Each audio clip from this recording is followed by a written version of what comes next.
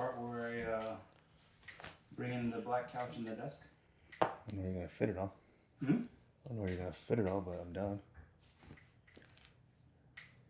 Well, so you have seen that video before? Yeah. Oh. I was in one. You were? Yeah. Were you on the couch or on the desk? I was the couch.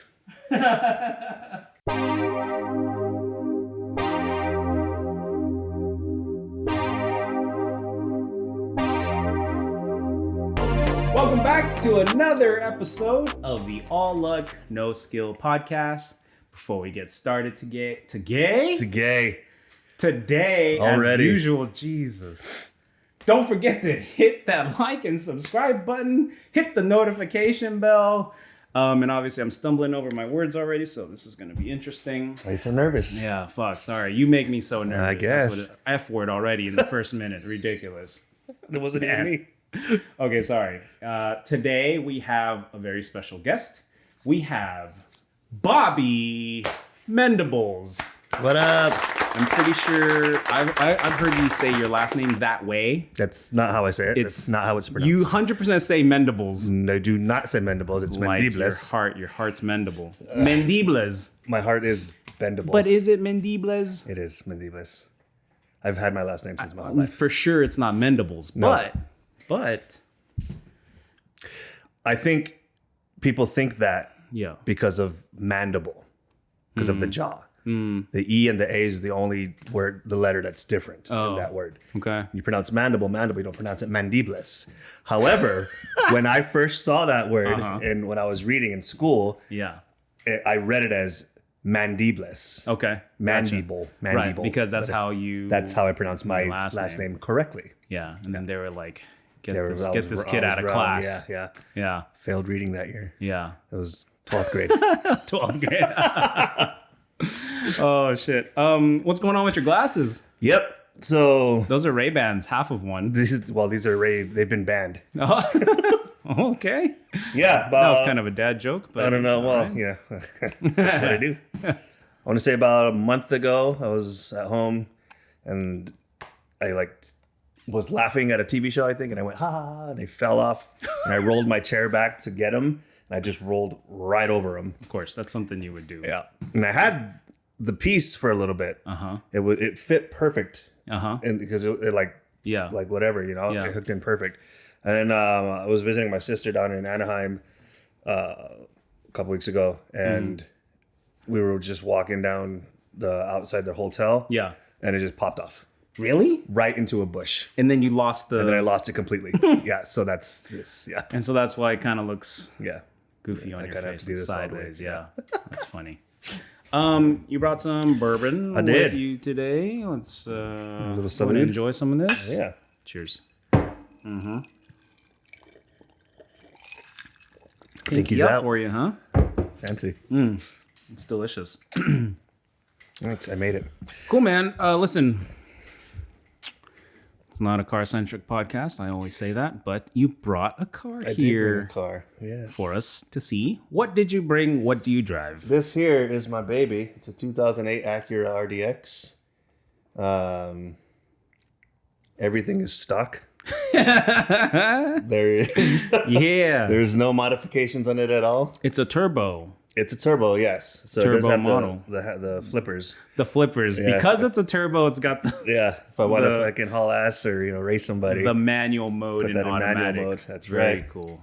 Very cool. It's kind of weird because the flippers are on the steering wheel, so I had to get used to if I'm like turning and I'm Moving with going it. fast. Yeah. I have to Going fast. on a turn, if I'm drifting or whatever, because I tend to do that all the time. Right. And you're just turning the volume up on your song. Exactly. Yeah. Just like same gear. How long have you had this thing? 5 years, I want to say. Nice. Maybe a little bit more, but around there. Paid off. It's finally paid off. Yes. Nice. Yeah. Finally paid off. Very good. Awesome. That must be a good feeling. It is. One less bill that I have to worry about. But yeah. That's cool. And it runs fine? It runs fine. With the exception of recently, I've been taking care of it. I do need an oil change, and brakes are important from what I hear. Right. Yeah. Kind of Once in a while? Every once in a while, yeah. Yeah. Up until this point, it's been running pretty good. Yeah. Yeah, it's a solid car. Love it. What do you remember? What your first car was? Yes, a '99 Toyota Tacoma. Really? Yeah, it was a like army green, forest green. It's crazy how Tacomas hold their value so well. Even to this day, a '99 Tacoma would be so much money. I'm sure that thing would have lasted had it not gotten taken away from me. What year? Oh, you got it taken away from me. We'll get into that later. But okay.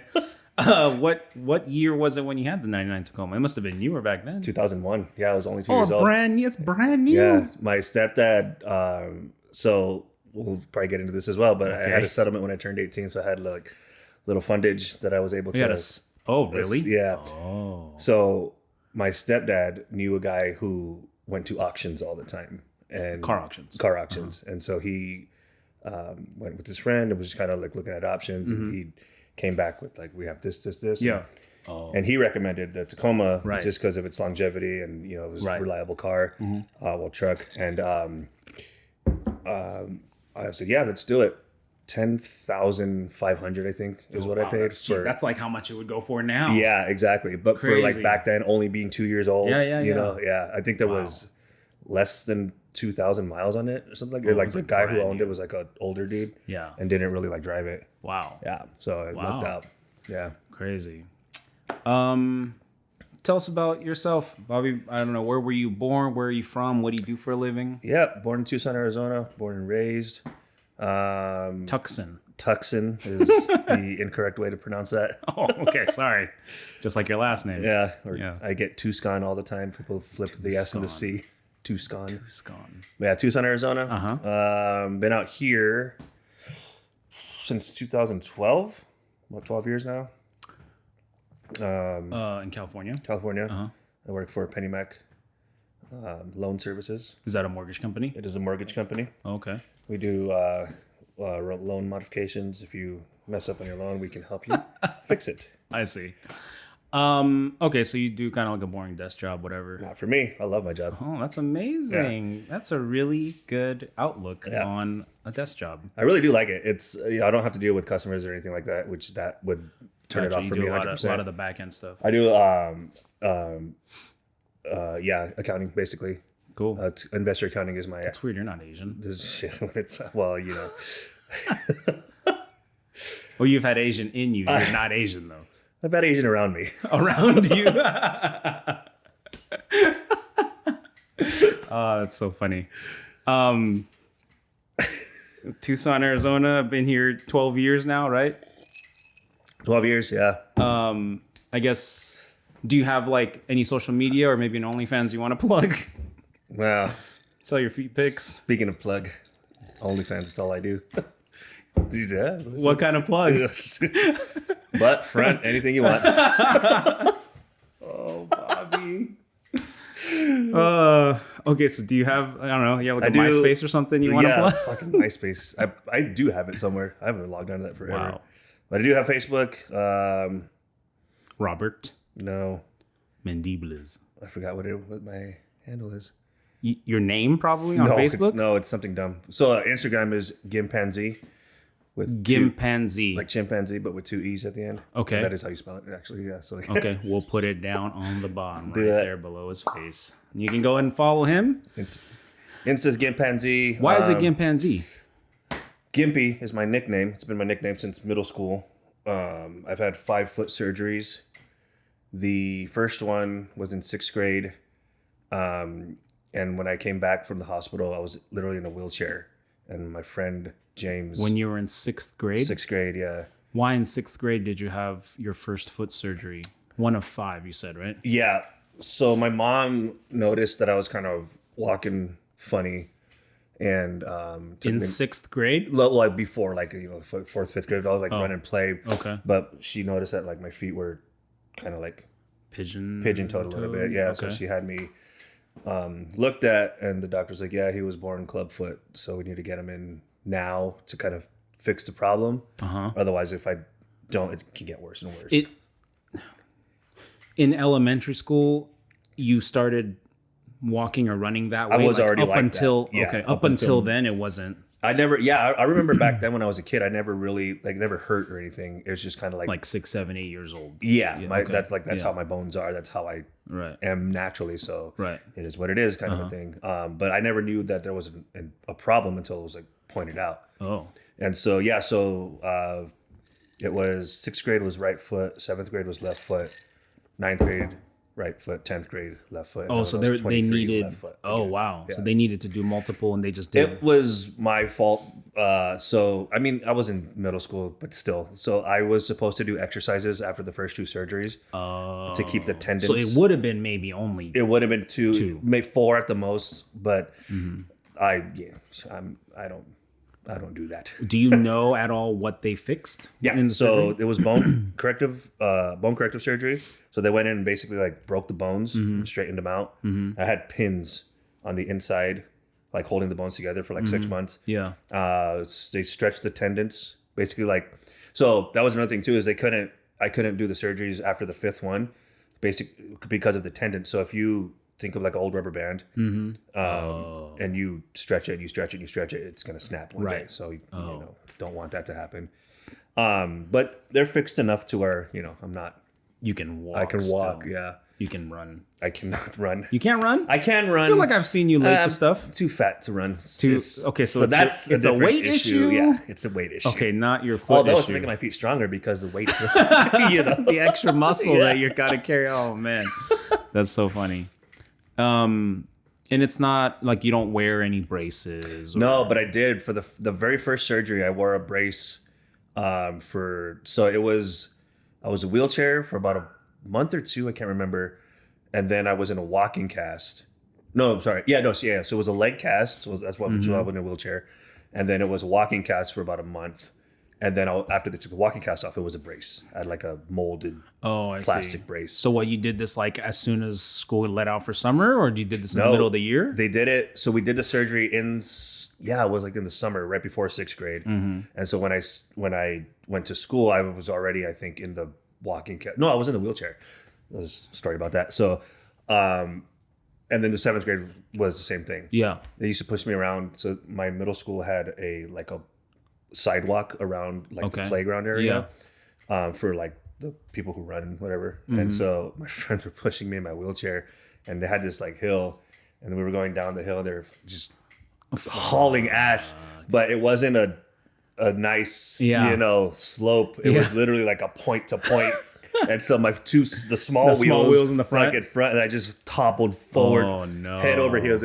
And so I'm in a cast, right? And I'm in the chair for a reason, right? So they see me fucking just like flip, and all like 5 of them were just like, "Oh my god, we just killed him! We just killed him! He's dead!" And then they got the wheelchair off of me, and I turn over, I'm just fucking rolling, I'm just laughing so fucking hard. You were okay? I was fine. Yeah, It was just because none of us were expecting it, including me. I thought that I was gonna like clear that shit. I just went doop boop. I was like, that's not what wheelchairs are supposed to do. Wow. Yeah, that's crazy. So you basically spent most of your summers, middle school, high school, with the foot surgery. Yeah. 6th grade, 7th grade, 8th grade, I was fine. 9th grade, we had to do it again. And 9th grade and 10th grade. And then after that, I was okay. After high school, my left foot was, I hit my right leg. My left foot was, it was getting worse. I wasn't able to go. So I can't go forward already in general, like to stretch your calves. Yeah. Oh. And this one was getting worse. It was getting worse to where I couldn't even like go 90 degrees. Okay. It was going like beyond. Okay. So they had to go in. So basically, the last thing that they did was, so there was a bone growing, like in the top of the top of the foot that was preventing me from moving forward. So they kind of had to like shave it off so that you can basically bend more. And that's what the exercises, what I was supposed to do was, if I kept doing the exercises, the bone would kind of get like, gotcha. But you didn't do that. I never did any. Gotcha. Yeah, so wow. Yeah. And is that, so you were born this way? I was born this way. Okay. Yeah. Do they know why? Yes. So have you ever seen Aaron Brockovich? Yes, actually. So Julia Roberts. Kind of similar. What happened, I think that was based off of Detroit, don't remember. I can't remember, but it was a water issue. So there was a, well, let's not get you canceled. So there was a company, we'll just say, okay, from the 50s that was throwing all their like scraps of metal out in like this open land in south side of Tucson, Arizona. And it was like 50s and 60s they started doing that. So like the 70s and 80s, they just left it all there. So the oils and all the chemicals from the machinery seeped into the drinking water. So in the 70s and 80s, they were just drinking water, not realizing that they were being poisoned, basically.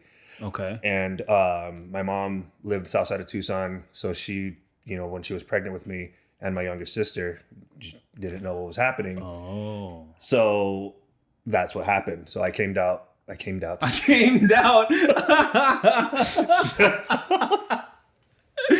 actually a perfect. I came out deformed. Holy shit. I don't know how I have the job that I have. What's numbers? Well, yeah, it's true. Yeah. Holy moly. So I was born with a deformity. Yeah. But not an obvious one. Well, okay. So the feet weren't obvious right away. The obvious one was my heart stopped beating when I was 11 days old. Get the fuck out of here. Seriously? Obviously the biggest one. Yeah. Yeah. So basically, not my heart. So what happened was You're lying. No, I swear. I don't know if you want to see You were like, oh, not my heart. I don't want to see my fat stomach, but I'll fucking take off my scar to show you. So so I was born regular. I was fine. My mom took me home. 11 days old. My mom said that I was nonstop crying. I just wouldn't. She would feed me a bottle. She would try to do whatever. And so she finally like took off my pajamas and saw that my lower body was blue, from like the top of the legs, like the waist below was just straight blue. So freaked out, obviously. Took me to a hospital where it was on the south side of Tucson, and they looked at me and they were like, yeah, we don't know. So they had me airlifted from that hospital to University Medical Center, and they did an x-ray, and right away they were like, yeah, we need to get him into open heart surgery right now. So my aorta was pinched. At 11 days 11 days old. I was born this way. So I was getting blood flow, I guess, through the pregnancy and everything. Yeah. But I don't know if I slowly was getting bigger, or whatever, or, whatever. So they did open heart surgery, and they snipped the pinch out of the aorta, and they sewed it back together. And I was... They got rid of the little pinch. Yeah, imagine like a kinked hose. Yeah. Got rid of the kink. Yeah, exactly. Yeah. Well, not all of them. Oh my god. God damn. Oh shit. So that's how you make your money aside from your day job, which is selling your feet pics. Because I'm sure you have a bunch of scars. I do have a bunch of scars on your OnlyFans. Well, only my fans like them. All 6 of them. Well, must be paying you well. Yeah. Not really. That's crazy. Yeah. And so, did you get any, is there anything that came of that? From the bad water, and at some point... Oh, so for me, that's that was my extent. That's all that happened to me. I mean, obviously I almost died when I was a baby. Not a big deal. But once they fixed me, I was okay. My sister got it. Both my sister and my mom, I feel got it worse. Because even though my feet were they're still not great now, I'm not have a continual, deformity or whatever. Right. My mom got thyroid cancer, and luckily enough, she was able to have her thyroid removed, which removed the cancer. So they caught it. Gotcha. It early. didn't metastasize. Yeah, exactly. But it's terrible. Obviously, if they haven't, of course, they didn't catch it. Where's the outcome or whatever. But my sister had what's called Wolff Parkinson's White, which is the electrons and electrodes that race around your heart. They have sometimes no control. So if you were to playfully scare her, boo, she'll get scared, but then her heart will start to race. Oh, wow. And she won't be able to stop it. That's how literally they can have a heart attack. Exactly. And she was born that way. So I remember what the ambulance, where we knew them on a first name basis because they were at the house so much times. So many times. So much times, dude. I'm smart, I swear. Holy shit. Is she younger than you? Yeah. 5 years? Yeah, 5 years younger than me. I see. Same dad? Same dad. Same dad, same mom. Yeah. Cool. Yeah. That's crazy, man. Yeah. No one's held accountable because I'm sure it's not just you guys. So yeah, it was. There was a company held accountable. There was a big lawsuit, class action lawsuit, because it wasn't just us. Obviously, It was the whole south side of Tucson. I got 60,000. Oh, this is the settlement. Settlement when I turned 18. So the settlement happened when I was a kid. Yeah. And so my mom had to open like a joint bank account for me and my sister, like through her, because we were going to get this money. Yeah. And so I wasn't allowed to touch it until I was 18. Okay, gotcha. And yeah, so I got 60 grand. I think. And so you and a bunch of other people in south side of Tucson that had some type of cancer or deformity or something. They like, did some sort of classification. I was like, all right, well, this person lost their life, so we'll give the family this much kind of a thing. Yeah, it was bad. And to people who down to me were like, all right, well, you have this, so we'll give you this. And so it was, we were represented by the state or whatever, or the county. I don't know the logistics of it. Yeah, you were a kid. Yeah. But yeah, so long story short, we got money when we turned 18 was when we were allowed to touch it. And I was fucking itching. My mom... because you knew it was coming. Yeah, like I'm not blaming her at all or anything like that, but she kind of told me like, you got this money coming, and she was trying to really, really hard. She was trying to, I want to let you know that you have this money so you can set your life up. You can go to school or maybe invest some of it, and blah blah blah. And I was just like, how much am I getting? She was like, well, you're gonna get a $4,000 check, and then after that, you're gonna get $54,000. And this was like 2001, 2002, whatever, however I was when I was 18 years old. And I was like, right, what is an 18-year-old dude with $60,000? Yeah, I'm already set up. What are you talking about? I'm set up for life. This is the most money I've ever seen in my entire freaking life, And so oh boy.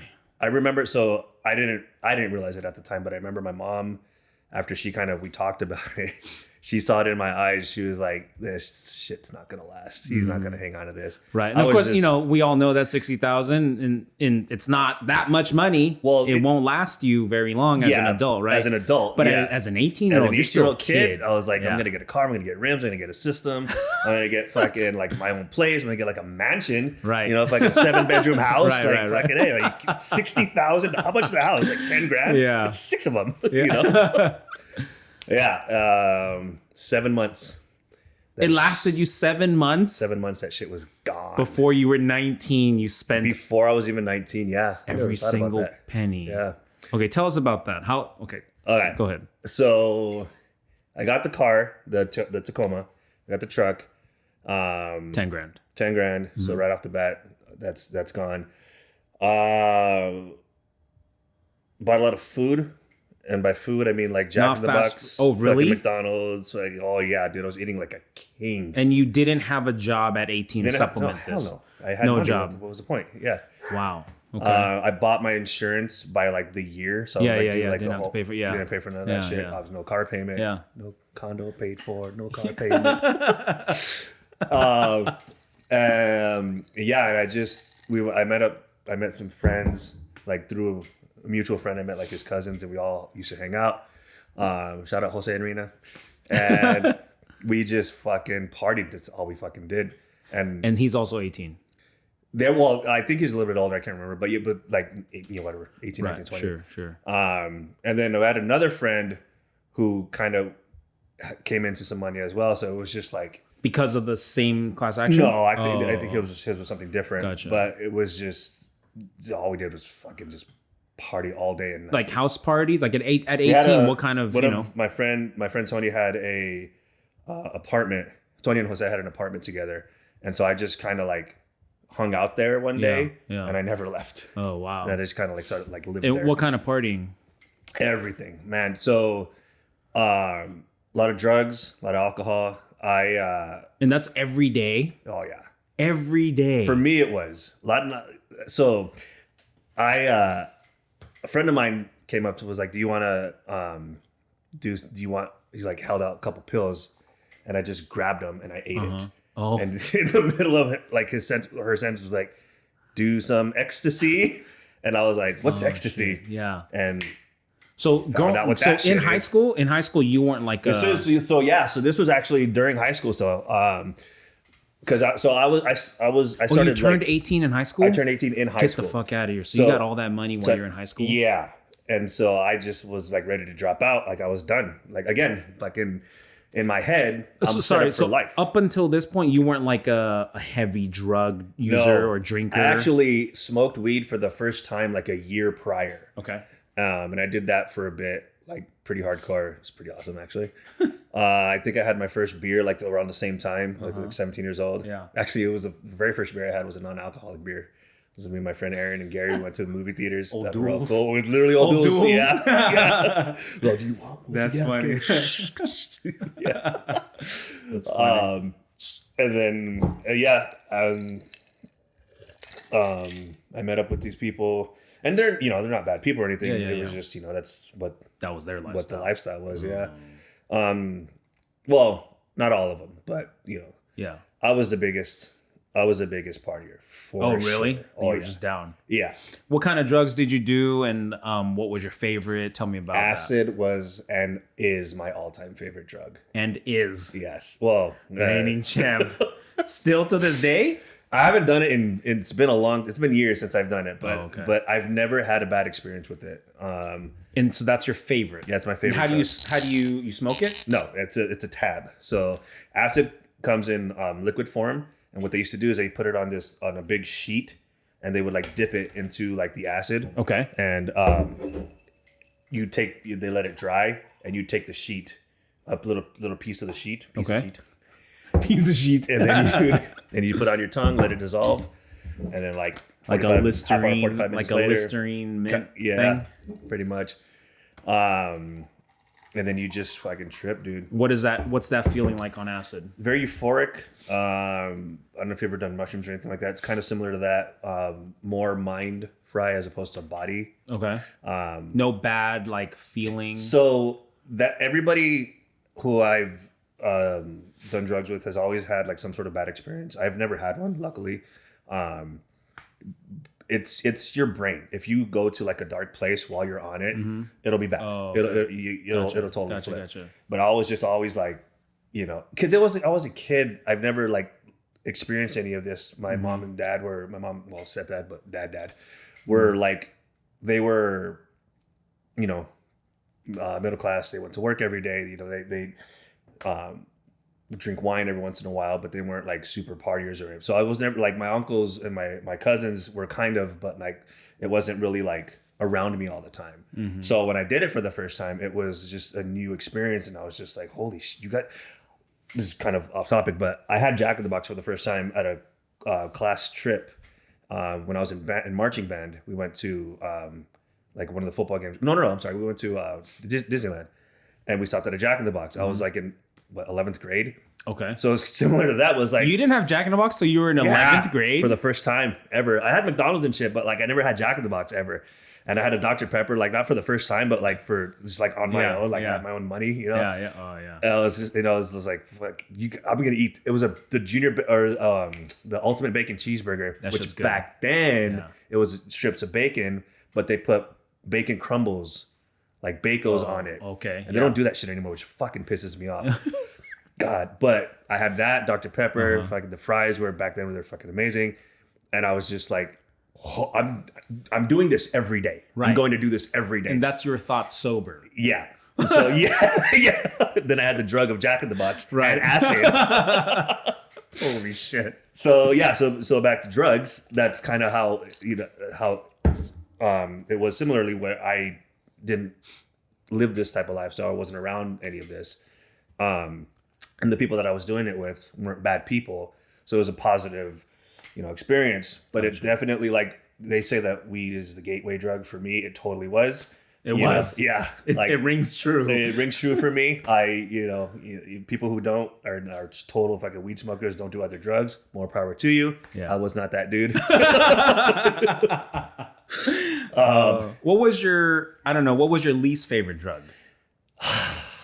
And why? My least favorite drug was ketamine because it was really, really awesome the very first time. Okay. But every single time after that, for whatever reason, it just made me throw up. Oh. Yeah, it was that's bizarre. a bad experience. Well, and you're still high. And it was multiple. But the first time I did it, it was really, really fucking weird.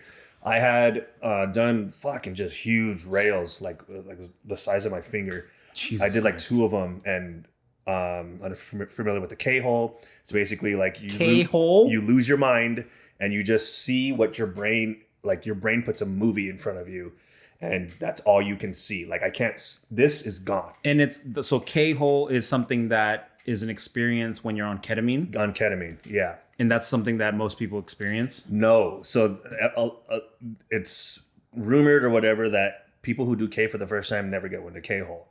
And I feel, now that I look back on it, I did so much that I was kind of like, I was forced to go into one. Yeah. But it's not the same for everybody. So, but yeah, I went into, we were at a hotel.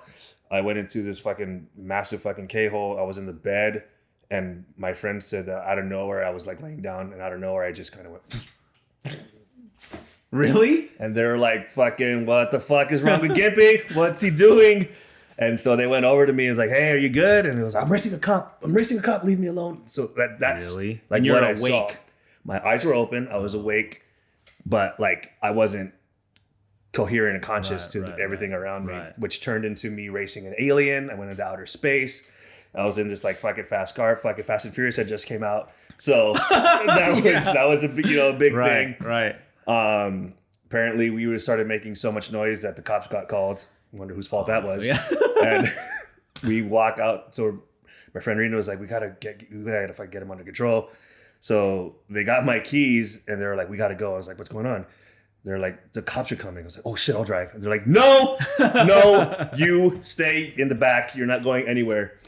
And I remember this part is when I started to come to. We walk out of the hotel room, and there's a super old couple, like in their 70s, with like a little tiny Chihuahua. Yeah. And I walk out and I see this, and I'm like, oh shit, a Chihuahua! I thought it was a coyote. Dude, oh my God. I fucking lost my fucking mind. So they were like, get him the fuck out of here. That's crazy. Creeping out old people and shit. Anywho, so that's what that shit did. It was great. It was fun. And I did it again like a month later, and I just threw up. Are you like doing that every single time? Are you doing? Are there different stages of like, okay, for the last month I've been doing cocaine, or are you just doing like 1 day cocaine, 1 day marijuana, 1 day ketamine, 1 day? You know what I mean? That's a great question, actually. It was whatever. Honestly, I was just a fucking garbage disposal. Whatever was thrown in front of me, I'll fucking do it. Like whatever was at the party. But however, yeah, as I got older, coke was like a go-to for sure. I did psychedelics every once in a while. I did acid for a really long time, for like maybe 2-3 years. And then I was going out to bars at that point. It's kind of not fun to do that in bars. So I would just drink, and then friend of mine was like, hey, I got some you want to do something? Yes. It's been months. Wow. So that but drinking and coke go hand in hand, if you want to stay up and party, whatever.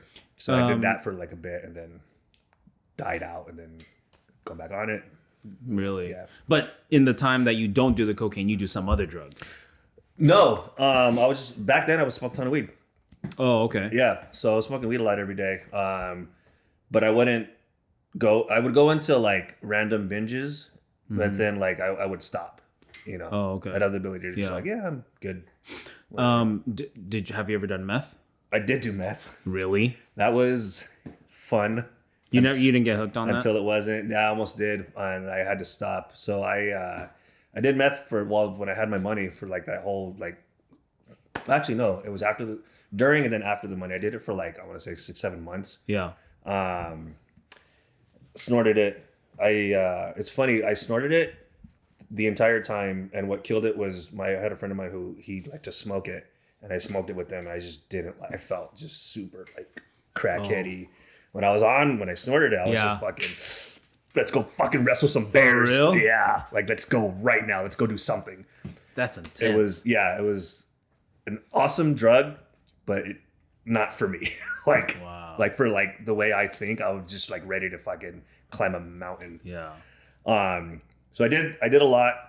I actually did so much that I have a hole in my nose, like kind of gross, but I can poke through my right side and I've heard of that before. That's all. It can also be septum, septum. Deviated septum. That could also be from anything you ingest through your nose. Sure, yeah. Cocaine, whatever. Yeah, but I did meth. I always did it in the one nostril. So that's why I did it. Just kind of ate away. Yeah. I remember one time when I realized it, I had an itch, so I was picking my nose, and I thought it was a booger. Yeah. And I was kept trying to get it out. Yeah. And I started bleeding, and I kind of like took a flashlight and looked up, and that's when I saw it. It was scabbing, which was so that compiled with the smoking it. I just was like, yeah, I think I'm done with this shit. Yeah. Never did it again. In the 9 months that you had the $60,000, was that the only time your drug use, or did it expand beyond that? No, totally. You did. Okay. Yeah. But so the meth went after my money ended, I was still like partying and doing shit. How were you, finding the money to, like, you got down to zero, right? So I got down to zero. I remembered I had 2 credit cards, and I went to my bank and I said, how much are these worth? And because I had my money, I never used the cards. So I had good credit, right? Yeah. And so the teller was looking at it. She's like, oh, these are good for 2,000, but we can actually up it to 5,000 a piece if you want. And I was like, yeah, let's do that, please. And so now I have another 10 grand to fucking just blow. So that's what I was doing after that. Fuck. Credit cards died. So now you're 10 grand in the hole. I'm 10 grand in the hole. And you're out of your money. Out of money. So I didn't, this is what I'm saying. Like, I can't believe I have the job that I have. I'm a fucking legitimate professional accountant. And I fucking went into the hole like an idiot. Holy shit. Not understanding how finances worked or whatever. I thought it was free money basically. And yep. Fuck. Yeah. Didn't have to pay that back. So, luckily, I was getting calls. I wasn't working. I didn't have a job or anything. I went back to my mom's. My mom was just like, begging me to get a job. I was fucking like 19, 20 at this time. I was like, get a job. And so we got a letter in the mail saying that there was one last settlement money coming in for like 15,000. And my mom fucking like saw the letter. She opened it immediately. Illegal, by the way. Federal offense. Yeah. And she saw it. She was like, fucking thank Jesus, and fucking went over. She was like, pay your credit cards. And I thought about it, dude. And I was just like, oh my God, I have more money. Yeah. And I was like, no. It's like an idiot. I was thinking, what if I just fucking file for bankruptcy and it all goes away? Right. And my mom was like, that shit follows you everywhere. At 19. At 19 years old. Yeah. I went from like immaculate credit to fucking bankruptcy in a matter of months. But so no, I paid off my cards. That was all good. Oh, okay. And then I had no money. I still didn't have a job, so I had no like money for myself. So I ended up, my cousin knew of this chick who he worked with, at Kmart. I don't know if you remember that store. I do. I remember Kmart. Super K, actually. It was the more majestic one. A big one. Yeah. Yeah. She had a little operation with her uncle where they had people in the south side of Tucson who were already over the border. South side of Tucson? Yeah, well, actually, south side of Arizona. Sorry. South side of Arizona? Yeah. What's in the south side of Arizona? It's a completely different country. Fucking Sells. No way. Sells, Arizona. Sells. Yeah, she had her and uncle had this little operation where they just had relatives come over, we'll say. Relatives, okay. And they needed rides. They needed rides to certain cities. And so she was like, if you want to do it, you'll get paid. And I was like, all right, let's do Seriously? it. Yeah. So, and this is because I had no money, and right. You at this point, you're like, whatever. I needed money. I didn't want to work is what it came down to. Right. So I said, fuck it, let's do it. So we get down there. it was, I think, like 3 or 4 people came to Tucson. So basically, I got $100 a head. $100 a person for them to for me. So you go. So where would you pick them up? In the South Arizona. So Sells, Arizona. So they get across the border. They get across the border. They're already need here, a ride. and they need a ride. Yeah. Simple enough. Yeah. You don't know how they got there, but they got there across the border, exactly. And you just go. And they say, like, you're gonna go to this rock or whatever, and they're gonna be there. You're gonna pick them up. Dude, it was crazy. So we get to it was the uncle's spot. It was kind of like a trailer, basically. He had land. Yeah. So we get there, and like she, for the first time, introduces me, and like, yeah, he's cool, blah blah blah, and he goes, all right, fucking turns around. I can't whistle, but fucking whistles. Yeah. And you just see fucking like 2-3 people come out from like the fucking behind the bushes, from the fucking the weeds and shit. Yeah. That's like, all I was okay, like, he's like, the whistle was like, okay, he's cool. That was the call. Yeah, you guys come out, and I was just like, fuck, this is real. Like, I'm doing this. Oh, and that was the first day you were doing the job. You're meeting him, and you're also doing the job. Well, it wasn't like a meet and greet at that fucking was Denny's and fucking like. Yeah. No, it was legit. Like fucking. All right, you said yes, so here we go. Yeah. Yeah. So it was. I think it was like a husband and wife, and then like somebody else who I don't know who these people are, obviously, but. We took them to Arizona. I got $300 for the day, and I was like, "Fuck yeah!" So you took 3 people. Yeah, from Sells to Tucson, and I got $300. I was like, "This works." And you were using your truck? Using my truck. Okay. Yeah. Was your truck 4x4 extra cab? So when I got the money, when I got to Tacoma, I put fucking rims on it. I did everything. Like when I was waiting for the money, I did everything that I was thinking that I wanted to do. I had a fucking system. It was a 2-seater, and I had put a camper shell with fucking just black fucking limo tint on it. Yeah. And I had custom seats made in the bed, like out of inside the bed. Yeah, so this dude like out of like fucking like plywood and shit, but would put like carpet and like soft shit in it, so you could like it was like little couches basically. Yeah. So I had this like fucking like I pimped my own ride. Fuck you exhibit. Did it myself. And yeah, fucking. So it was big enough to where it could fit a couple people. Yeah. So that's what we did. And so when we went back a second time, it was like 5 people, and I was like, shit. Do you mind if I couldn't fit them all? So the shit, you could take it out. You could take out like the seats and stuff. Yeah. And so we put it right there, and I came back, picked it up, and it was all good. So the second time we took some people to Tucson, and then this is a city called Eloy, Arizona, which is in between Phoenix and Tucson, and that went fine. Everything was good. The third time, how many weeks in between? Like 2 months was like the first 2 times. Okay. I was able to like let the money. Like ride out. Yeah. Gas was cheap back then. Yeah. It was like $20 to fill up my fucking tank for the last 2 weeks. The dollar menu still existed, which is what I lived off of. Oh my gosh. Yeah. So the third time was like about like 3 months later, and that was the one. So, the girl, she calls me up. She's like, "We got 9 people." 9 people in your Tacoma? Yeah. And I was like, "Fuck, I don't know if that's gonna work." She's like, "Well, let's go down and see how much we can fit. If we can't bring all of them, it is what it is." And I was like, "All right." But the kicker was, I want to say 3 of them were going to Eloy, but the rest were going to Phoenix. So Tucson was 100 ahead. Now you're playing crazy taxi with Tacoma. 150 for Eloy, and then 300 ahead for Phoenix because it was so much more further. It was 2 hours away. Yeah.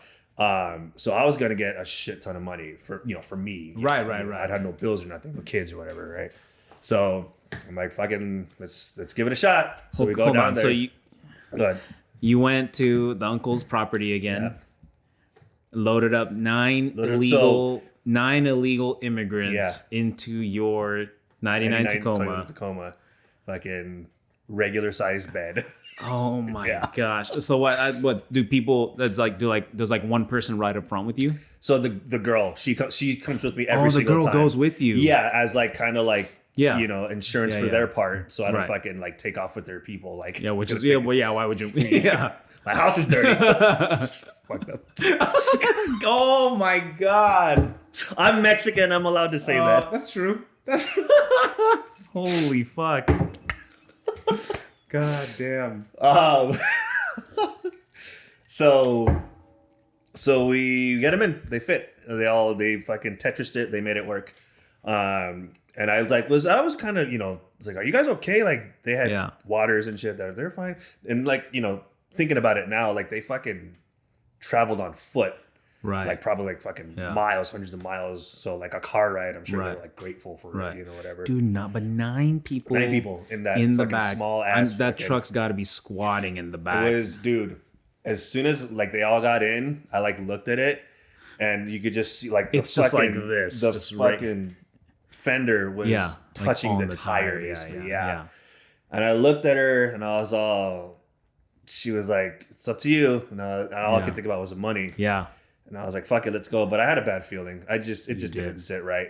And is it just like a lone desert ride, 2-lane road type of thing? Yeah. So I'm picturing like Men in Black. You know the beginning of Men in Black? The first one? The first one, where it's just like the van being driven and it's like hitting the bugs. That's right. The bugs are hitting the windshield. Right.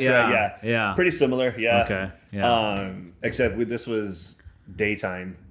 So it's a kind of like, you don't want to get fucking get too much, people looking at you, cops looking at you, whatever. Right. So I said, fuck it, let's do it. So 2-lane highway. Yeah. Sandario Road. I can actually fucking look up the route for you. Jesus. But so we're taking it's just like 3 or 4 o'clock in the afternoon, and we come to a T, and if I turn right, it's the freeway. Yeah. And I'm fucking home free. But we come to a T, and as I'm coming up to the T, I see 2 cars on the left side. And I'm like, fuck it, please be a broken down car. Please be a broken down car. And as I get closer, it's 2 sheriffs. Oh, they're talking to each window other. To window. Yeah. Oh. And me being a kid, I've never driven like a heavy load. In my truck before, not knowing how to operate that. Right. Coming up to the stop sign, I'm coming up as if my car was nothing empty. And I just start. Oh, really? Fishtailing, and I'm like, shit. The tires aren't streaking or anything like that, but the weight, it's super obvious. I'm like, fuck. So I come up, I stop, and I wait. Yeah. So like 7 seconds. Oh my. And I fucking turn, and as soon as I turn, I just see the lights turn on. I'm like, fuck. So we get pulled over. The sheriff comes up, and he comes up to me to the window. He goes, "So, saw you were coming in pretty hot and kind of swerving back there. What you carrying?" Yeah. And I just kind of look at him. I was just all, something heavy. You said that? I didn't know what to say, and I'm not a good liar. Like I'm not like off the cuff. Because I know what happened. I know like logically like this is what happened. So I can't be like barrels of whatever, you know. Yeah. Then he just goes something heavy, huh? Mind if I take a look? I just put my head on the steering wheel. I was just like, no, go ahead. And so he's like, "Oh, if you step out," I was like, "Yeah, I step out." And I fucking opened the hatch. Steam could have came out like a fucking movie moment. And fucking, you just see like all of them. And the sheriff was like, "Whoa!" Like reacted like crazy. Was like, "I knew you had something. I didn't think it was these many." And so in Spanish was like, "All right, I don't speak Spanish." You don't speak Spanish? Holy shit! Tells them to get out of the car in Spanish, and I'm just like, fuck, like I'm done. Like this, like, you know, well, I was gonna get like $900 or whatever. Like, fucking, was it worth it? All of it hits like right there. Yeah. And so they call Border Patrol. Border Patrol comes and they get all the people in the van. And so, backtrack a little bit. So as we're getting pulled over, the girl that I'm with, she says, "Just say that we found them on the road, that they needed to ride." Because there was actually kids in this one. It was a legit family. Okay. And so I was like, cool. That actually makes sense because there's kids. Yeah. Like, and it was the middle of fucking summer in Tucson, which was like 110 degrees outside. Yeah. And I was like, yeah, well, we felt bad for them, right? Yeah, that totally makes sense. Let's do it. Right. So they separate us, me and the chick. And sheriff comes up to me and was like, oh no, sorry. At this point, it's Border Patrol. Border Patrol comes up and was like, all right, so what's going on? What happened here? And I was like, so we were driving, just me and her. We were coming up Sandario, and they were just walking. And so I pulled over to the side, and I was like, hey, do you guys want to ride? He was like, yeah, thank you so much. Yeah. And so I let him in. At this point, the lying was able to kick in because I had time to breathe, and I was like, okay, I thought about it. The story's fucking okay. Let's do that. And so Perfect. Yeah. and so that's what I told him, and he was like, huh, I don't believe you. And I was like, I swear, I know what it looks like. Yeah. But I swear to God, we were driving, we saw them, I saw the kids, and I felt bad. And he goes, okay, because she's blaming you. Oh. And I was like, blaming me for what? And then as soon as I said that, I can hear her off in the distance. It was him. It was all his fault. I was just blah, blah, blah. It had nothing to do with it. And I was like, you fucking bitch. And I was fucking loyal. I was on our story. And then you just fucking turn like that. Go suck several dicks. Fuck you. Dude. Instantly. Instantly. I was just like, fucking, you gonna rat on me? Fuck this. You took me to your fucking uncle's house, you stupid fucking bitch. Like, I was like, I can tell you exactly where we went. I can tell you exactly where we picked them up. And we looked her up. She kind of had like a rap or whatever. Like, we looked you up. You're clean. Yeah. And I was like, she was like, I had a feeling it's just like, you got into something maybe you shouldn't have gotten into. Right. And I was like, so what's going to happen? He's like, well, we're going to book you and then we'll just go from there. And I was like, okay. And so they took me in a separate van to a Border Patrol station. Right. Which is on the east side of Tucson. We were fucking far. So it was, I guess that's where they were stationed at or whatever. Yeah. Again, 3-4 o'clock in the afternoon, I get pulled over. I remember having my phone. They didn't take anything from me, but I was in a holding cell by myself, which is awesome. I wasn't with anybody. Thank God. I guess Border Patrol is not very high crime activity. Right. And so I remember looking at my phone, fucking 5 o'clock, 6 o'clock, 7 o'clock, 8 o'clock, 9 o'clock, it died. I was playing Snake the entire time. That's crazy that you had your Nokia phone. Yeah. 3390. Yeah. And phone finally freaking died. Midnight. I'm there for all day and night. Yeah. They finally come in, they open the door, and dude was like, all right, well, we finally got to your paperwork. We've been doing cases this entire time. Our shift is over. We're done. Yeah. We want to go home. So we're just going to let you go.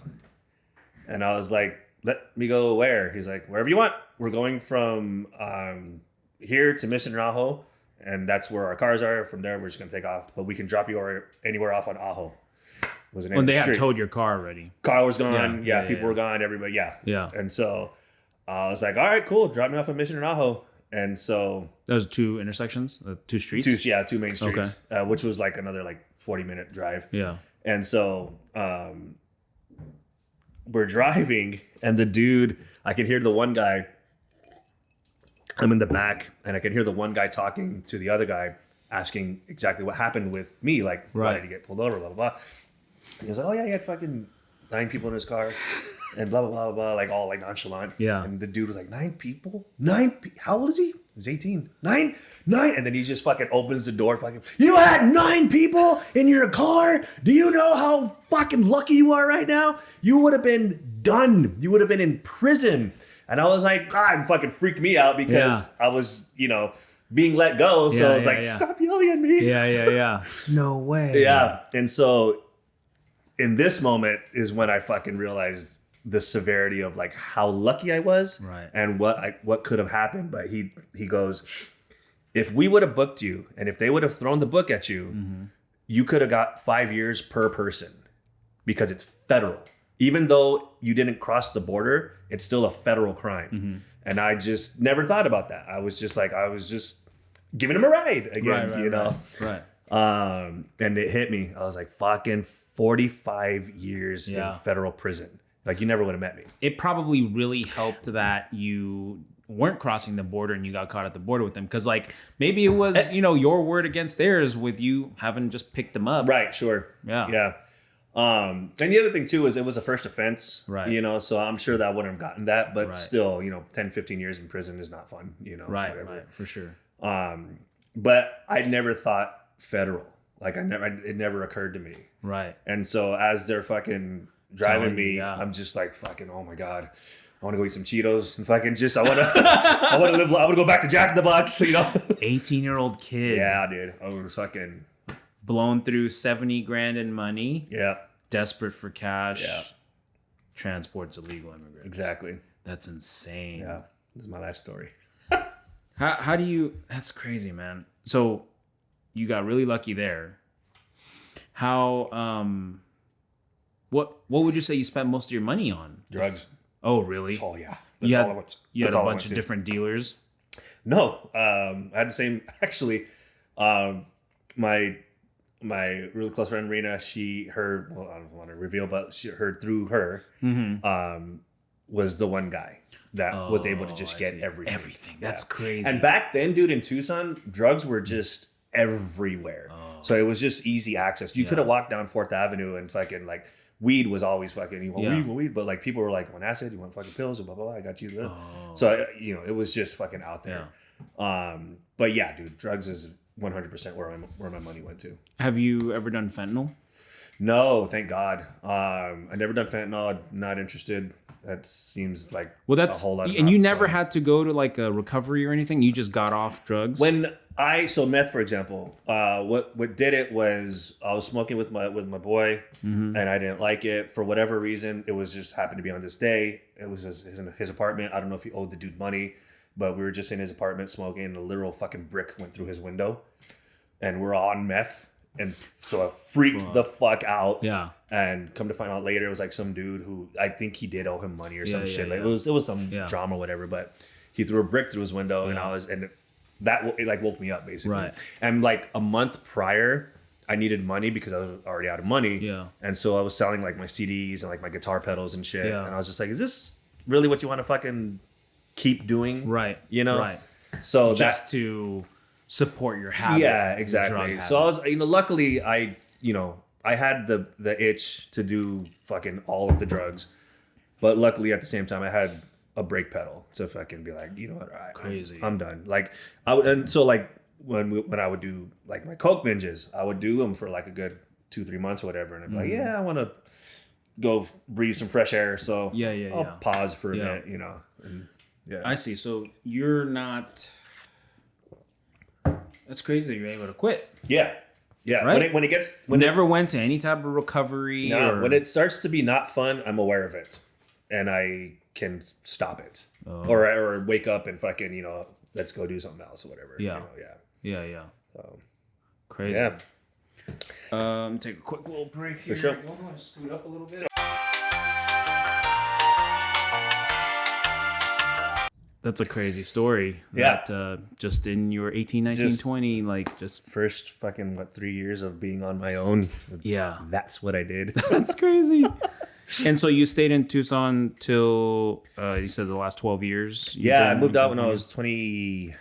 Or no, was it 27? 28, 29, around that age. What prompted that? My dad, he got me into this school. He had me look into the school called the Musicians Institute, which is down in Hollywood. Okay. I was never hungo. I was never anxious. I was never excited to go to school. Yeah. Gung ho. Thank you. Yeah. Thank you, said the Asian man. I was never gung ho about school. It was just, it just never seemed fun, especially like, again, as a kid, I didn't want to fucking do all that. The prerequisites and all that crap just to get to what I wanted to get to, which was music and shit. So this school didn't require any of that. You could just go in, pay the money, and fucking be a professional drummer, be a professional guitarist or whatever. Yeah. And so we came down for an orientation a year before I actually moved out, and I fucking just fell in love. It was just a music school. Like it was drum rooms, like by the plenty. Guitar. It was just fucking everything was there. Yeah, and it was on Hollywood Boulevard. It is on Hollywood Boulevard. So what more could you ask for? You know. Yeah. And you that's your thing. You love music. Yeah. My stepdad got me playing drums when I was 7 years old. Saw that I was just kind of like banging on pots and pans, so he got me a little like Donald Duck drum set. Donald Duck, yeah. And I fucking broke all those heads within like a week. Yeah. And he was like, all right, let's get him something real. So they bought me like a $50 like pawn shop drum set, and I just never stopped playing that fucking thing. I fell in love instantly. What instruments can you play? Drums in this order: drums, keyboard, guitar, bass. Oh wow! Okay. Yeah. He plays guitar, and he was super into like Led Zeppelin, fucking just classic rock, Deep Purple. So he kind of like was like, listen to what he's doing and see if you can do the same thing. And so one of the first songs I learned on drums is a song called Ramble On, which that's funny. Me and my friends were talking about this recently, it's a song by Led Zeppelin about the Lord of the Rings. I never knew it back then, but that's like what it's about. But the drum beats like on toms, and then it goes into like a hard beat. And so I just kind of like did what he said. Just right. Well, he's doing this, and he goes into this, and does this, and just took off. Oh wow. Saw that I was itching to play piano, so he got my daddy got me a piano when I was in middle school. I got my own guitars, but I would play on his guitars. But because he played guitar, when I was learning how to play drums, I would learn a song, and then he'd turn the song off, be like, okay, let's you and I play it. So we would jam together, which was pretty fucking awesome. Cool. Yeah, it was cool as shit. I was, again, a kid playing drums with my dad fucking at a young age. Yeah. And that it just took off from there. And I was able to just adapt to everything that I played. I played metal bands. I played Mexican bands, cumbias. I've played fucking pop. Right now, me and my friend Jesse, we have a project called Electric Delirium, where I produce everything. She's a wonderful singer. She plays violin, and I'll just send all the music to her, and she'll come back with lyrics. We record, and then Oh, cool. Maybe do you want to plug that your band? Maybe. Yeah, Electric Delirium at Instagram, The Electric Delirium on Facebook. She's gonna get mad if I say it wrong. It's either The Electric Delirium or Electric Delirium. I'm so bad at this shit, which is why I'm a musician. So yeah, we'll look for it and we'll put the tag on. And we also have it on YouTube as well. We got videos out there. So and SoundCloud, Electric Delirium. Yeah. Oh wow. Okay. Yeah, check that shit out. How cool. Yeah, and so that's why I'm here, was because of that. I got accepted. So I applied at the Musicians Institute, got accepted, came here to go there. Yeah. And found out that it was like 30 grand, something like that, for the drum program. Right. Which, no disrespect to them, it is what it is, but I just couldn't afford it. Right. So I ended up not going, but I got here. It got me here. Wow. So I stayed, and first job actually when I moved here was at Guitar Center in Northridge, which was awesome because, so long story short, I got fired. I'm not a salesman. I'm a musician. Yeah. But I met a lot of contacts. That's how I met Jesse, was through my friend Matt, who I lived at his house. He used to work there. And my friend Chris Rios, what up? Awesome fucking drummer and piano player. We all just kind of like, clicked together. Oh, wow. So because that was like, the school would have been awesome or whatever, but because of that, it was like a nice way to meet people, right? Musicians and everything. So wow, that's how you're able to flourish there. Yeah, exactly. Crazy. So wow. So yeah, and I'm here. How crazy is that? Yeah. Do you have any scars that you want to show off? If you want me to take my shirt off, just ask me to take my shirt off. What? Before you do that. Wait. I haven't brought the black couch in yet. Just off.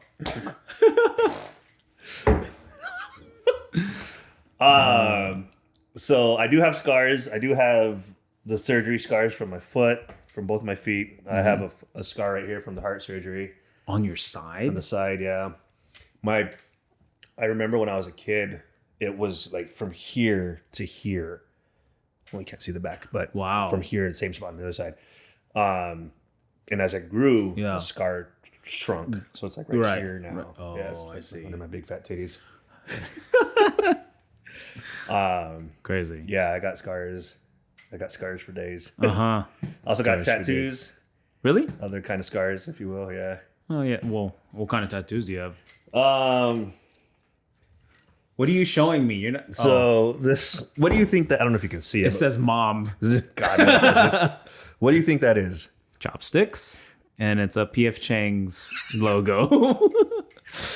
Are those not chopsticks? There's not chopsticks. It's you're funny a that you say that. drummer. So it's a snare drum with drumsticks behind it. Okay, However, when I got this, it's all faded now. But when I got it, it was fresh. I was all fucking excited. I went to my friend Andy, who's one of my best friends. He's an amazing guitar player. I was like, dude, look what I got. And he's like, why the fuck did you get a meatball and chopsticks tattoo on you? And I was like, oh no. Meatball and chopsticks. That's exactly what he said. Shit. So it's a snare drum with drumsticks behind it with a little fucking badge on top of it. Okay, what does it say? It says Shorty, which is after a friend of mine. And that's, yeah. You had a friend named Shorty? Yeah. Okay. Yeah. So you have a dude's name tattooed on here. Okay, that's cool. He was very gentle. Holy shit. I got the knife tattoo. It's Gimpy. Gimpy? Yep. Okay, This is my cool. nickname. Does the name... So, what? Does the knife represent anything? No, so I was about to say, so both of these were out of a magazine and the third one, we'll talk about that one, but all three of my tattoos were just on a whim. I didn't plan any of them. So okay. I got them out of this dude's trailer. Get the fuck out of here. Seriously?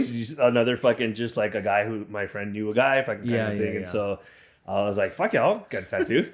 And so we get there and he's like, all right, what do you want? And I was like, so I'm so grateful for this fucking dude. Living out of his trailer, fucking, this is how he makes his living. So picture that type of guy, no offense to people, whatever, but like, right. I get you. I tell this dude, I was like, because I smoked a ton of weed back then. It's like, I want a pot leaf, just a big fucking pot leaf on my arm. Which, by the way, I was fucking 109 pounds, like a big pot leaf on my arm. It would have been my whole body. Yeah. And the dude was like, tell us like kind of like a drugged out kind of fucking dude. So coming from that guy was like, you might want to think about that, And I was like taken aback, and he was like, just think, this is going to be on you for the rest of your life. Right, You're only fucking 18 years old. Right. You don't know what's going to happen. You might end up in a fucking office job. Right. In your like 30s and 40s with a pot leaf on your shoulder. And I was like, that's a good point. So I just poured through the magazine. And that's when I saw the fucking... You're like, give me a knife that makes... like it's going through my body. Through your skin. Like, stab me. Fucking hardcore. That's so funny. I got those. That's funny. My third one... Let me buckle my belt. Whoa, hold on. Wait, what? You guys take your pants off? By the way, it was unbuckled the entire time. Speaking of black couch. Oh, my God. So my third one is I got it on my stomach. A friend of mine hit me up. He was on the north side of Tucson. He called me. He was like, hey, I have a friend who's going to give me two tattoos, but I don't have a ride. Would you be able to just... he's going to meet me right now. Could you pick me up, take me to his house, and I'll give you one of the tattoos? Oh. And I was like, yes, let's do that, please. Was that your third tattoo? This is the third tattoo. That's that's the last one you got. The last one I got. Okay. Yeah. So this was a year after I got these. Mm-hmm. And so I pick him up and we go down. His name was Chris, fucking awesome dude. We get there. He does his. He already has his shit planned out. And he fucking the guy who did the tattoo looked at me. Was like, all right, what are we doing? And I was like, shit. Again. Hadn't even thought about it. Never thought about it. Yeah. Gosh. Like, I'm just here for the ride. Yeah. Even though I was driving. And so I'm looking around. He has like toys and shit. Because he had daughters. And so I look down and I see a fucking toy in a package. And I'm like, ooh, give me that. And I point down at it. He's like, you want Bubbles from Powerpuff Girls. And I was like, no. Give me, and I pick up the fucking thing. Like, give me the logo, Cartoon Network. Oh my God. Yeah. What the? So I got, this is my last one that I got. I don't know if the camera can see it or not. No fucking way. Yeah. So it used to be smaller. These actually used to be lowercase letters. 20 years later, it kind of blew up. Oh my God. So what I told him was, I was like, pretend like if you took a big ass fucking stamp and stamped my stomach. And so he's like, all right. So he did the outline. This is what he did. Right. And I was like, fucking perfect. Dude, he did this first fucking, I can't even fucking see where it starts.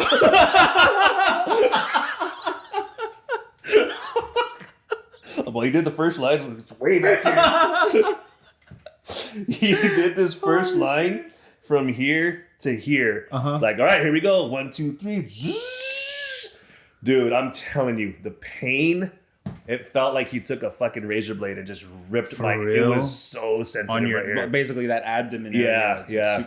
Wow. But we started it, and I was like, "Can't fucking bitch out now." And back then, you were skinny. And I was skinny, super skinny. If I could have like an 8-pack, I was fucking. Now I have a 1. Wow.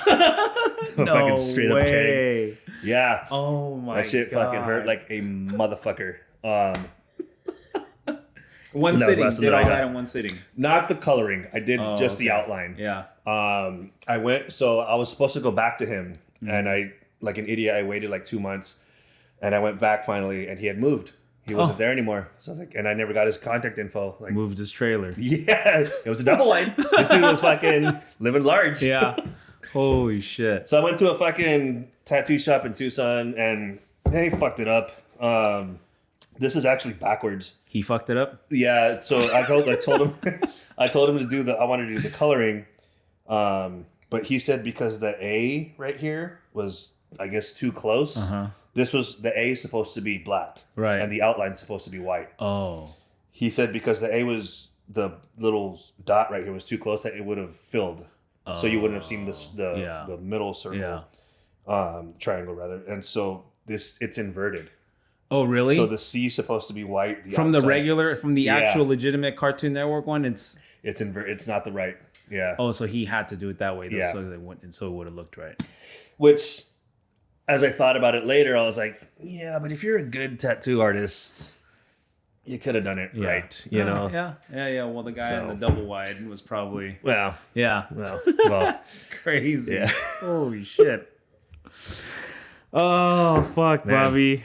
Homeboy, if you ever see this, the dude who did this, I don't remember your name, but this is still around. I didn't fucking cover it up or anything. It's one of my favorites. So what I wanted to do after I got this, this was a whim. I wanted to get, so I have Cartoon Network here, and I thought about this like months later. I was like, you know what'd be cool is to get Nickelodeon with the old the bolt. Yes. Okay. So to get the bolt, splat, like the bolt, like the lightning bolt logo. Oh, that one. Yeah. Get that up here and have characters from each network having a war with each other, like Nickelodeon fighting fucking Cartoon Network. So like Johnny Bravo fucking punching Tommy Pickles and fucking, you know. Oh, I see. Yeah. Wow, that would have been crazy if you got that. I still want to do that. I still want to do that. Might have to get that Cartoon Network touched up a little bit. Yeah, I'm gonna have to get it redone. I'm pretty sure. It's kind of cool. It's kind of like a DC and Marvel. Exactly. Right. That's kind of cool. So wow. Yeah. Gosh. Okay, let's switch gears for a second. Jeez. Crazy. I do charity work. I do Is that right? Yeah. No, my gosh. Have you ever been in love? Of course. Who hasn't? Yeah. I don't know. Yeah. Have you? Really? A few times, yeah. A few times? Yeah. I'd say you're probably lucky. Yeah. One of the lucky ones. I'm lucky because I'm single. You're single right now? I'm single right now. Have you ever been married? No. No. I never really came close. I was a late bloomer. Mm-hmm. I lost my virginity when I was 21. Mm-hmm. Wow, you did all those drugs before you had sex? That's how I lost my virginity. It was fucking, the local hood rat, we'll say. fucking came over to fucking to my. I was living in this house. Speaking of romantic, so I was living at this house in the south side of Tucson. With it was like a party house. It was four of us living in the house, and one of my friends saw her walking, who is the cousin of the people who live, all the brothers who live there. Picked her up, came in. I was at the house by myself. He was wanting to fuck her. Went in, fucked shit out of her, and then just bounced. And so she came out, and like it was me by myself. She was all fucking hopped up on fucking like coke or meth or some shit. Yeah. And she fucking like sat down next to me on the couch. I was just fucking watching TV. And she's all, "You got time to fuck real quick?"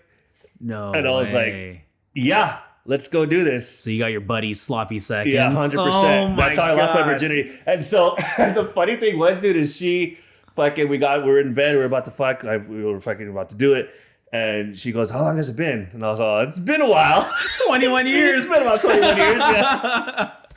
Last time I saw a pussy. Like, yeah. Oh my. Yeah, no, sorry. I don't know if your mom's going to watch this. It's fucking hilarious. Everybody's about to watch this. It's not going to be anything new. They're all used to me by now. That's funny. That's crazy. So late bloomer, I dated a girl shortly after that. We dated for a little bit. And then my like first girl, she was my first girlfriend for sure, but like my first like kind of real relationship wasn't until like my 30s, late 20s, mid 30s, early 30s rather. Definitely was in love.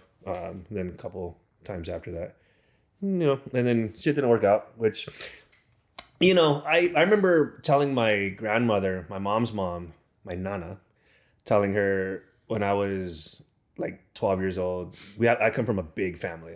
My mom has 15 brothers and sisters. Wow. So shit ton of cousins. Fucking family get-togethers were fun as hell. Just imagine playing hide and go seek with like 40 fucking people. Wow. Yeah. But I remember going up to my nana and I remember telling her, "I'm gonna have more kids than you had," and she fucking looked at me. She's like, "Ha! Good luck with that." For real. And I don't have any kids. I wanted them back then as I got older. Yeah. And I started making money. Fuck you, it's my money. Legitimate money. Yes. Yeah. Legal money. Not that I never made any illegal money. As I told the whole fucking story. Yeah, I know, right? but yeah, it didn't happen. It didn't, who knows for the future. Yeah. But you never know. I'm happy now. Cool. I don't have any regrets or anything, so. No regrets. Yeah. No regrets. No regrets. Awesome. No regrets. The last question that I send all of my guests off with is, if you had to give your 15-year-old self a piece of advice, what would it be? Shit. Buy Bitcoin. Actually, don't. Someone already said that in the previous podcast. I'm sure that's fucking popular, but for me personally, no. You don't need more money. You would have been dead for sure. We would not have survived. Imagine I fucking had $1 million. Jesus Christ. I haven't, and I won't. But don't stop playing music. That's all. That's what I can say to myself. I feel like the moment that I stop playing anything, that I'm just kind of gonna be like a zombie. Right. That's what makes me happy. That's currently your drug. Yeah. Yeah, it's currently my drug. Yeah, right on. Cool. I was living in a very small place recently, and I just moved to Inglewood, which is pretty awesome. Got a bigger space, so I'm able to like kind of branch out and play more instruments. But because I was in such a confined space, I was only able to play my guitar. Gotcha. And it wasn't really it was decent, but I wasn't like a great guitar player. But because of that, I was able to just get better and get better and get better. Gotcha. And it made me happy, made me feel good, because like I was not wasting that talent, if you will. Right. So 15-year-old self, never stop fucking playing. Play forever. Play until you're dead. That's awesome. Yeah. Do you have any tour dates coming up? Or maybe you have a place that you're going to be playing soon? So Jesse, the singer who for Electric Delirium, her and I are in a Tom Petty cover band. Oh, cool. Called Petty Lovers Band. Petty Lovers Band. Petty Lovers Band. We used to be called the Petty Hoes. There was issue with that name. We couldn't continue on with it, but it was a fantastic name. But this band, we are playing, I think it's a private house party coming up. The fantastic musicians that we play with, they're all freaking awesome. But the bass players out of like San Diego area, so we don't get together all the time. Gotcha. So the shows aren't as often as we'd like them to be. But you know, shit can change. But so we do like kind of small gigs here and there. But yeah, as soon as we would like to do some more, you know, venues. We played a place in, I'm so bad with locations, but I don't know if it's Oxnard or whatever. It's probably not Oxnard. I'm gonna get so much shit for this. Our first gig was at a airplane like hangar. Airplane hangar. Gotcha. Yeah. Which is, it was like a bar or whatever. Yeah. But like there was planes, private planes coming in, and that was pretty awesome. Cool. So yeah, you know, obviously, I'll, you know, if you want to plug the yeah, I mean, so band. I guess it sounds like if you have upcoming dates that are going to be public at a bar or something like that. We'll get a website. Be at the Electric Delirium. So the Electric Delirium's separate. The Petty Lovers Band is completely separate. It's completely separate. Okay, gotcha. Yeah. So you guys also have a Petty Lovers Band page? We don't yet. We're working on that. Okay. But just remember, Petty Lovers Band. Gotcha. And the Electric Delirium. For when you blow up. For when we blow up. Awesome. Yeah. Cool, man. Well, thanks for coming in. Of course. Appreciate you having me. Yeah, absolutely. That was fun. Yeah. Don't forget to like and subscribe. Thanks again for watching. And don't forget to follow Bobby and his band. Yep. See you next time. Salud. Cheers, brother. Cheers. Thanks for listening to the All Luck No Skill podcast. All Luck No Skill is produced and edited by VBG Solutions. Logo design and illustration by Mirage Native. Theme song is Let's Ride by White Hot. You can watch video episodes of All Luck No Skill at youtube.com/junkiepoo.